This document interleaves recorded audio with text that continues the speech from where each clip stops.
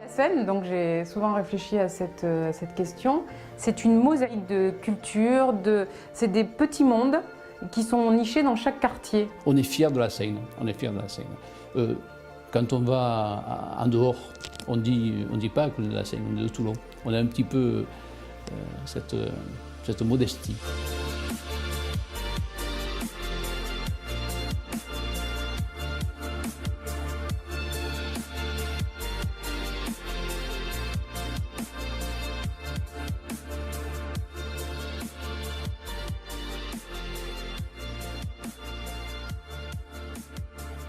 Seine-sur-Mer, ce qu'il y a de remarquable, il y a toujours eu une cohabitation. Il y avait l'industrie de la construction navale au centre-ville, à l'espace, pour bien le situer maintenant pour les jeunes, où se trouve l'emblématique pont des Chantiers.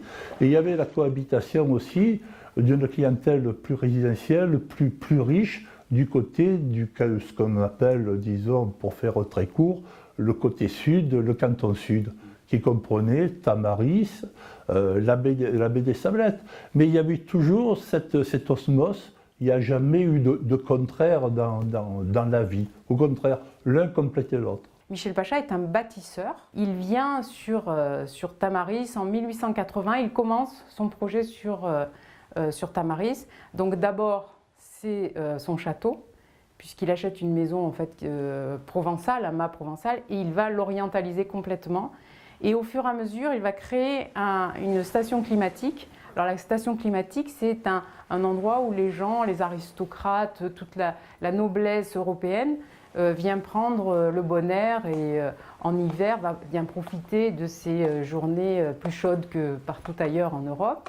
Donc c'est vraiment la station climatique.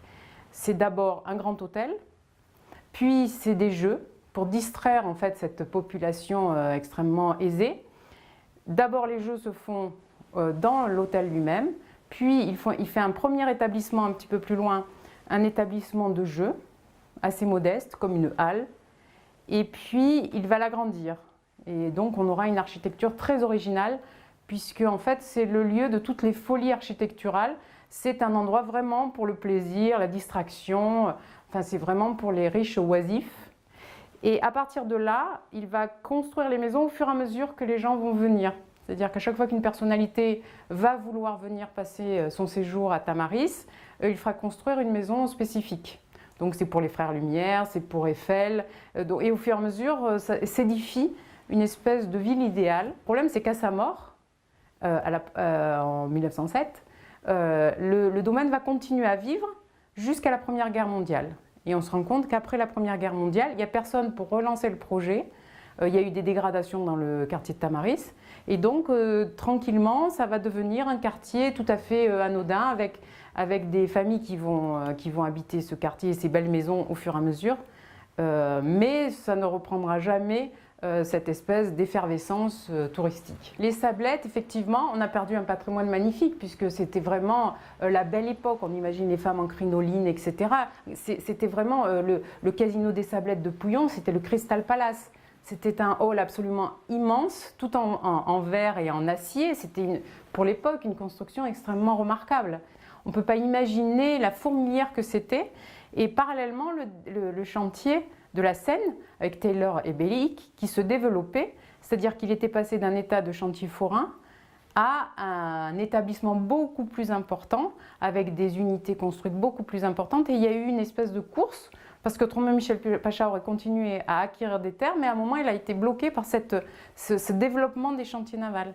Et c'est ça qui a été absolument fabuleux, c'est qu'il y ait toutes ces histoires qui cohabitent sur le même territoire. Le 17 août 1944, quelques jours avant la reddition de Toulon, les Allemands détruisirent systématiquement toutes les installations du chantier. En quelques heures, le travail de plusieurs générations fut anéanti. Il ne restait plus un bâtiment couvert, plus une grue debout, plus une cale intacte, plus une voie ferrée qui ne fut coupée. C'est vraiment à la Deuxième Guerre mondiale, 39-45, que là, on est essuyé vraiment la destruction. Et les chantiers, la libération de la Seine a été au mois d'août 1945. Et là, évidemment, ça a été un désastre, il a fallu reconstruire. Et laissez-moi, comme tous les Français, on s'est attelé à reconstruire, peut-être un peu trop rapidement, mais c'est pas à moi de juger, et puis on n'a pas jugé nous. Il faut continuer ce qui a été fait.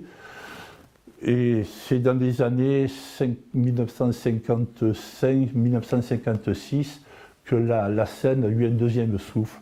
Évidemment, que, comme tous les bombardements, quels qu'ils soient, où qu'ils soient, c'est jamais bien, c'est jamais une bonne chose. Je me souviens très bien, moi, du dernier lancement avec papa. C'était un jour de fête, mais toute la ville était en fête. Il y avait la clique, évidemment, la clique de la Seine.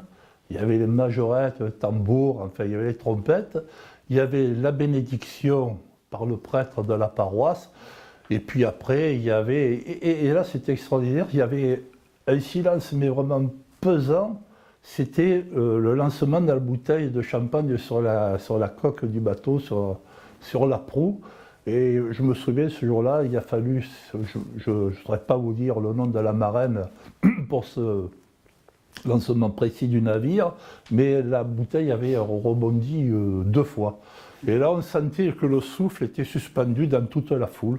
Puis après, c'était vraiment impressionnant parce qu'on voyait le bateau glisser et moi j'étais effaré de voir qu'il glissait normalement. On avait toujours peur, mais il n'y avait jamais eu ce mouvement de panique de se retirer des flancs, des berceaux.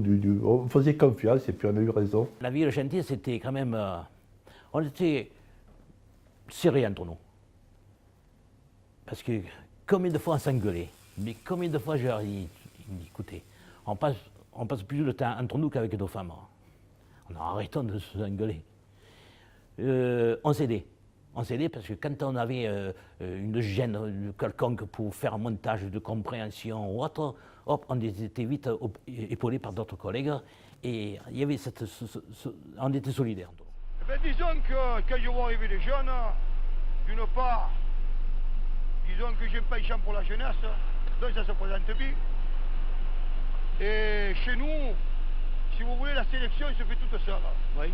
Pourquoi d'abord, c'est un travail qui est très pénible, très dangereux.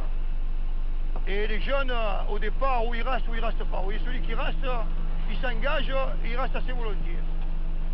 Donc actuellement, nous avons à peu près 28% de jeunes, vous voyez, qui ont moins de 25 ans. Je pense que d'ici quelques années, on arrivera à 50%. Et pour ma part, je suis satisfait. Et quand ils s'accrochent, comme vous dites, est-ce que c'est un beau métier? Oui, c'est un bon métier.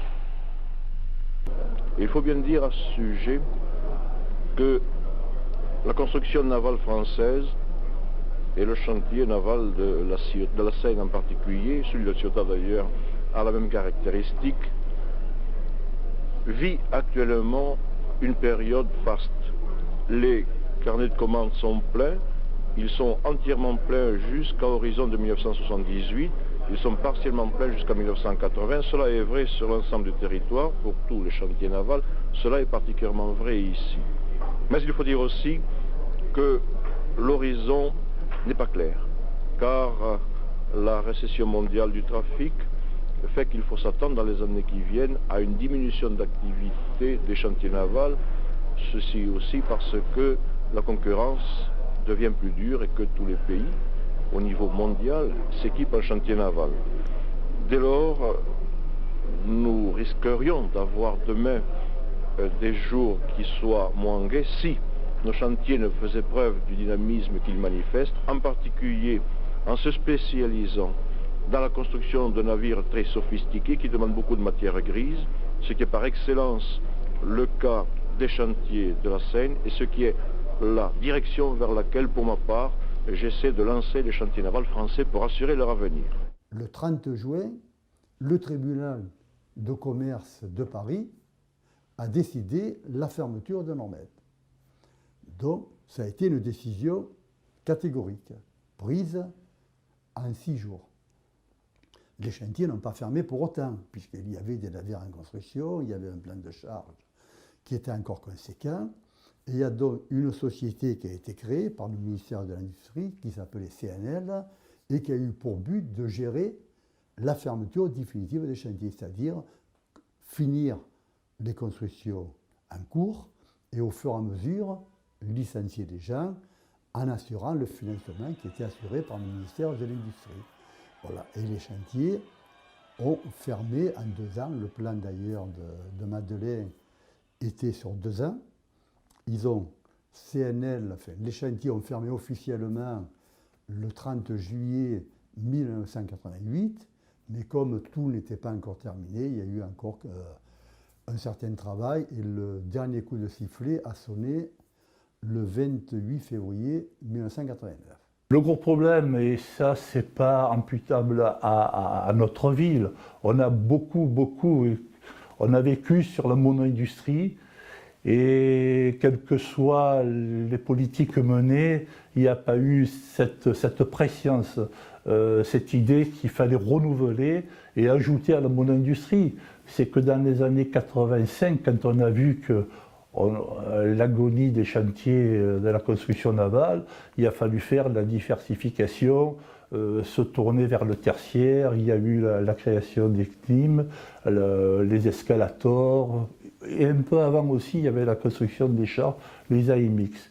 Et en 84-85, il a fallu créer des zones d'entreprise, et là, ça a été innovant.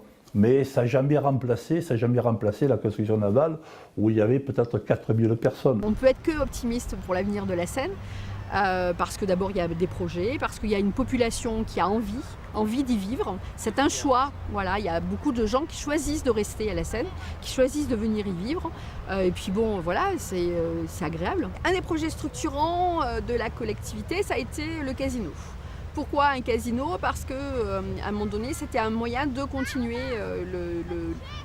l'idée historique, le patrimoine historique que nous avions, c'est-à-dire au début du XXe siècle, il y avait 3 casinos entre les Sablettes et Tamaris, et c'était un moyen de continuer sur cette histoire de la Seine-sur-Mer.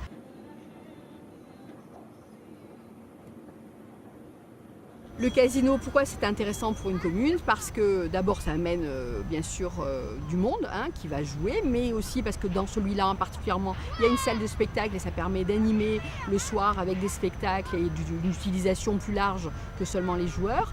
Mais c'est aussi un gain pour la commune, pour le budget de la commune, puisque c'est 15% du produit brut des jeux est donné à la commune dans son budget. Le projet des ateliers mécaniques, c'est aujourd'hui donc un des derniers vestiges des chantiers, encore un bâtiment en briques avec une armature rivetée qui date de 1905, qui va être réhabilité par le secteur privé pour faire un cinéma, 2 hôtels, des restaurants, qui sera aussi un pôle attractif pour arriver à redynamiser le cœur de ville, qui est un cœur de ville en situation difficile. Aujourd'hui, on crée de l'emploi, ça ne remplacera pas les chantiers, mais on est parti sur l'idée que tout ce qu'on fait, il ne fallait pas oublier, sans pour cela y rester bloqué, c'était mieux avant, ça on refuse de se le dire à la Seine et on avance, mais qu'on arrive quand même à se dire qu'on vient aussi de cette histoire-là et qu'on arrive à structurer et à compléter notre histoire future par aussi cette histoire-là.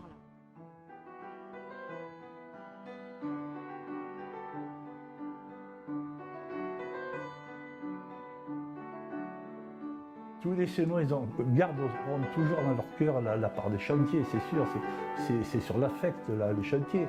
Tout le monde, mon père était au chantier, il était tourneur, et voilà, dans chaque Sénois, il y a un peu les chantiers qui sommeillent.